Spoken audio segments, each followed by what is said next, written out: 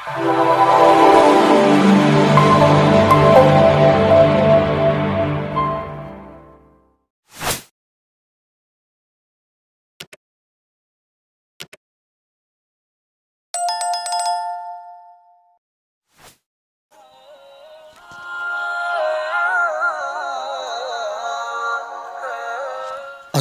مسلمان سپہ سالار فاتح یروشلم سلطان صلاح الدین ایوبی صاحبان، اس سے پہلے آپ اس ولولہ انگیز داستان کی 22 قسطیں سماعت فرما چکے ہیں۔ آئیے قسط نمبر 23 کی طرف بڑھتے ہیں۔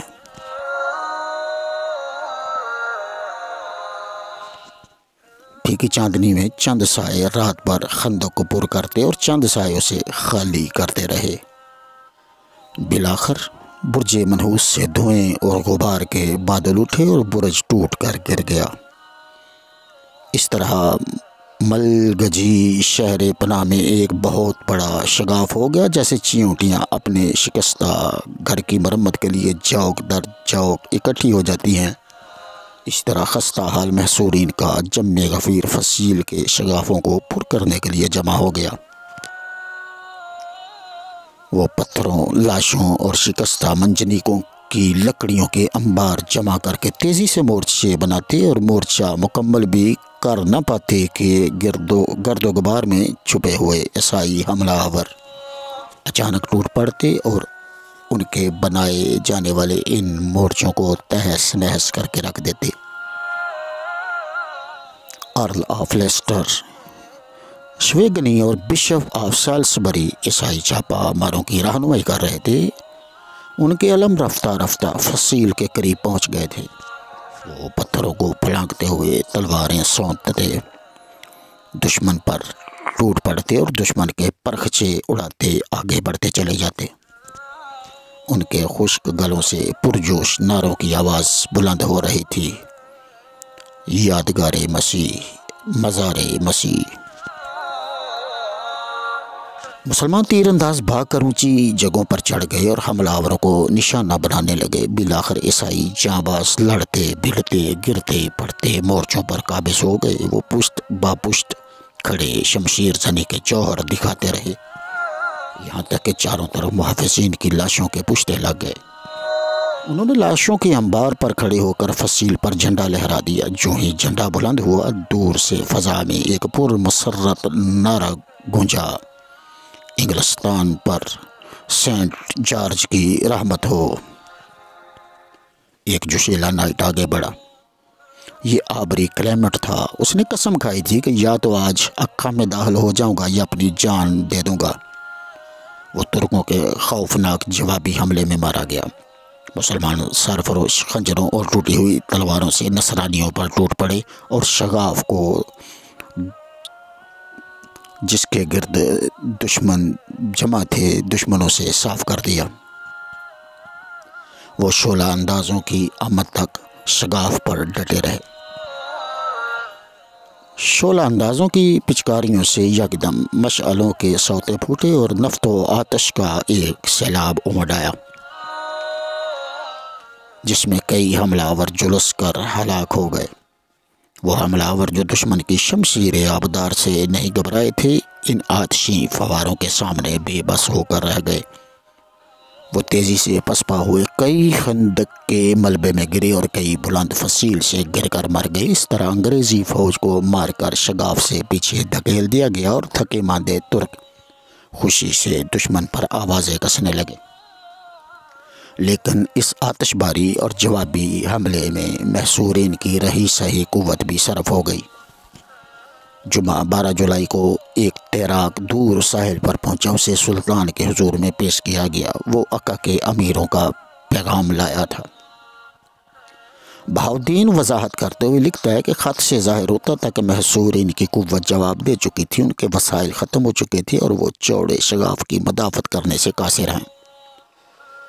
موت ان کا مقدر ہو چکی تھی۔ انہیں یقین تھا کہ اگر دشمن نے شہر کو بزور فتح کر لیا تو سب کو تلوار کے گھاٹ اتار دیا جائے گا۔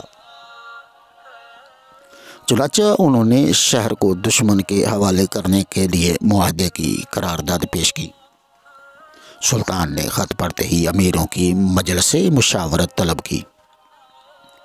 مشاورت ختم ہونے کے بعد سلطان نے تیراک کو بلایا اور اسے پیغام دیا کہ ہمیں قرارداد صلح کی شرائط منظور نہیں ہیں۔ صلاح الدین مجلس مشاورت سے چپ چاپ اٹھ کر چلا گیا۔ اس رات وہ پریشان اور کھویا کھویا سا بیٹھا رہا۔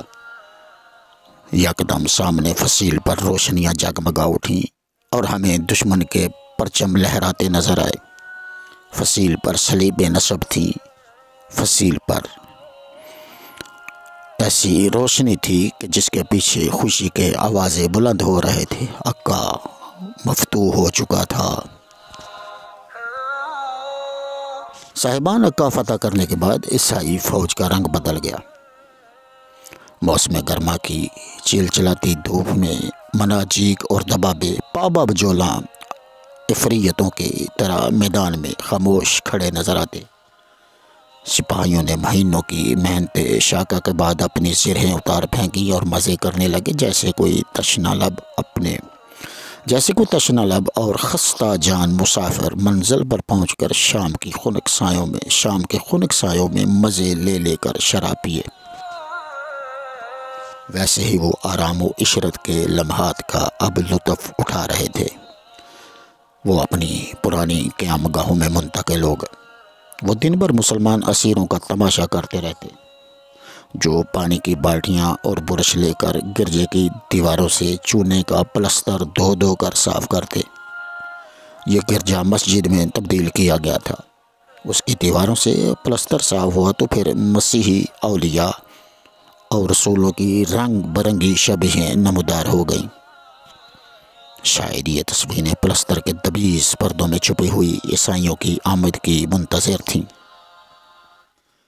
عیسائی فوج کا جذباتی کھچاؤ کم ہو گیا۔ پہلے تو انہیں اچھی طرح نیند نہ آتی، لیکن بعد میں وہ ایسے خواب گراں میں ڈوبے کہ احساس درد و کرب کی تلخی اور وحشتناک صدموں کی یادیں بھی ماند پڑ گئی۔ ان کے ذہن سے ان قبروں کا تصور بھی غائب ہوتا چلا گیا جس سے سارا میدان پٹا پڑا تھا۔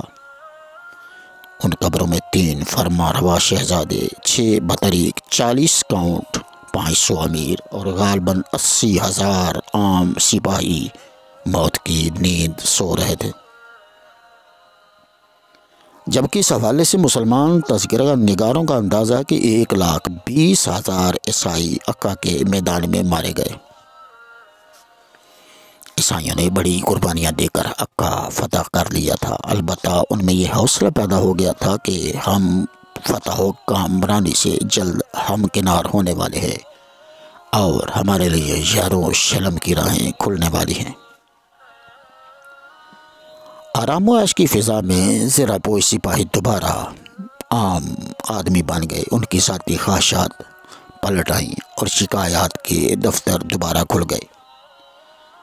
جنگ کے ساتھیوں نے پرانے حساب چکائے اور شراب خانوں کی راہ لی۔ درباری لباس پہنے امراء اپنی بیگمات کے ہمراہ بڑے تام تراک سے گھوڑوں پر سوار بازاروں میں نکلتے۔ جشن مسرت کی رونق میں اضافہ کرنے کے لیے کئی عورتیں سور سے آئیں، جام سے جام ٹکرانے لگے اور مطرب خوشی کے گیت گانے لگے۔ یروشلم کی بادشاہت کا مسئلہ حل کرنے کے لیے امیروں کی مجلس مشاورت طلب کی گئی۔ یہ مسئلہ نہایت اہم تھا کیونکہ اسی سوال پر امراء 2 گروہوں میں تقسیم ہو گئے تھے۔ یروشلم کی سلطنت نہایت محترم سمجھی جاتی تھی کیونکہ شاہ یروشلم کو محض دنیاوی تاجدار کی حیثیت حاصل نہ تھی، بلکہ وہ سلطنت ربانی کے اختیارات کا بھی حامل تھا۔ مجلس مشاورت میں فرانس کا شاہ فلپ بھی موجود تھا۔ وہ سیاہ لباس پہنے تھا۔ اس کے جوان چہرے پر قبل از وقت تفکرات کی جھریاں نمودار ہو گئی تھیں۔ طویل الاعضاء رچرڈ گلابی رنگ کی قمیص اور شکاری ٹوپی پہنے بیٹھا تھا۔ اس کی لمبی تلوار چاندی کے پترے سے پیٹی میں لٹک رہی تھی۔ وہ بظاہر اپنے عصا سے کھیل رہا تھا، لیکن اس کی آنکھوں میں ہوشیاری اور گہری دلچسپی کی چمک تھی۔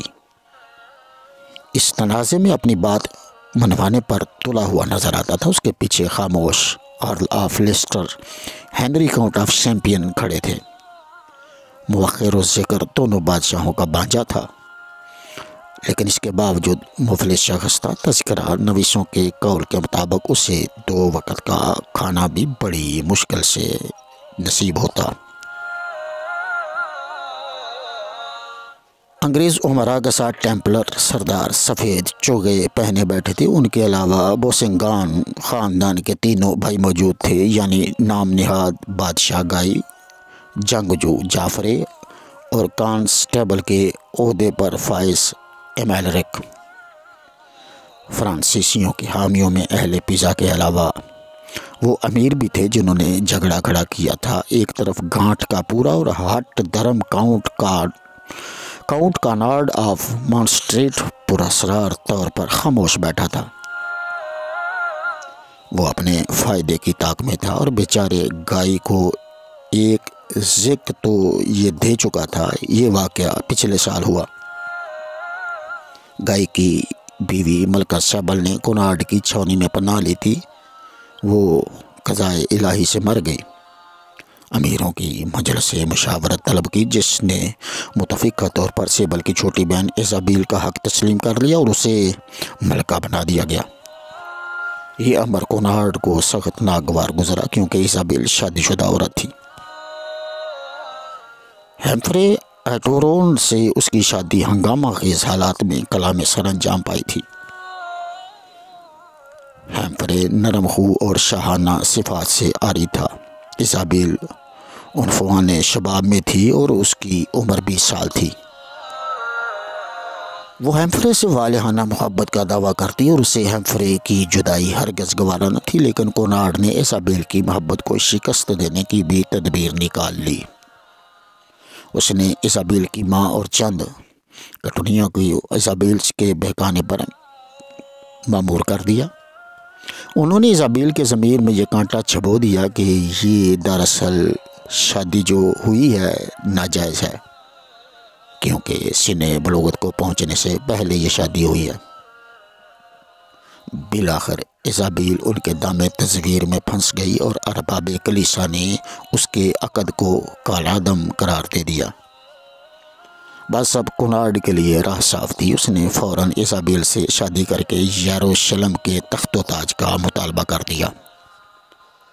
کنارڈ کے متعلق کئی نازیبا افواہیں پھیل گئیں۔ لوگ کہنے لگے کہ کنارڈ کی ایک بیوی قسطنطنیہ میں ہے اور دوسری بیوی کو وہ اپنے وطن اطالیہ میں چھوڑ آیا ہے۔